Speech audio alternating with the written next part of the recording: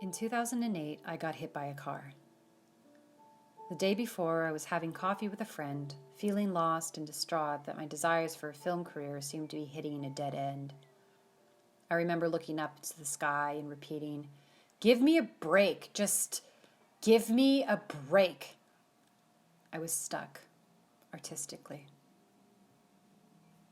I was on the crossroads of King Edward and Cambie in Vancouver, riding to my friend's house to do some drawing and coloring to pick up my spirits.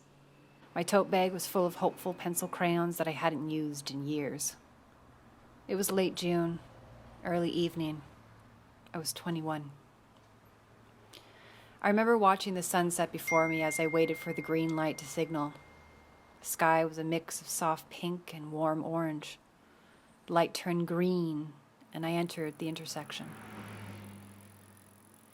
And then suddenly, I was elsewhere, in what seemed to be space.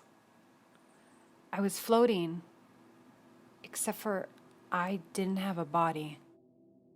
I didn't have a concept of a body, or what it meant to be human, or what Earth was, or anything besides the feeling that I was floating. I felt extremely content. And then an urge. Wake up.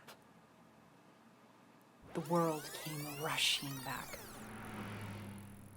The funny thing about getting hit by a car, at least for me, was that I couldn't remember it.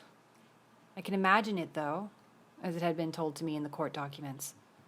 Tumbling over the car, the contents of my tote bag flying, a rainbow of pencil crayons in flight before they and my body collided on the road. I woke up to the feeling of hot pavement on my face, the breeze on my legs, and the waves of embarrassment that surfaced. I thought I must have gotten really drunk and passed out, although I didn't drink. But I felt drunk, disorientated.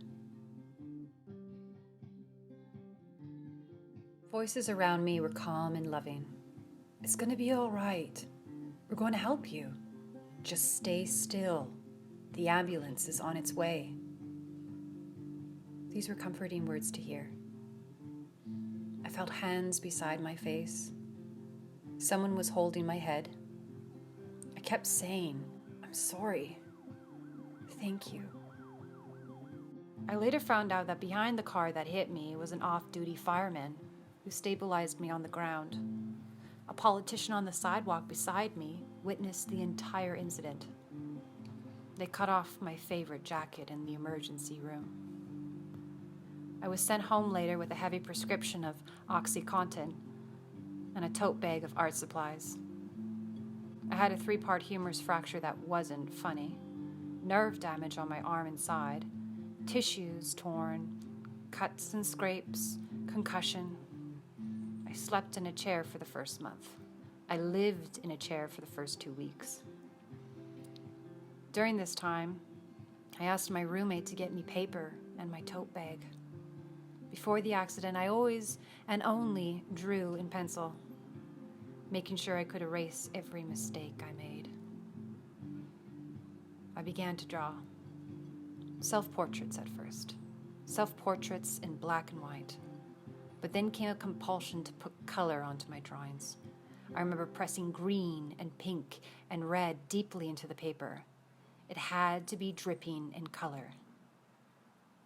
I sat broken in a chair, devouring the rainbow. I got my break.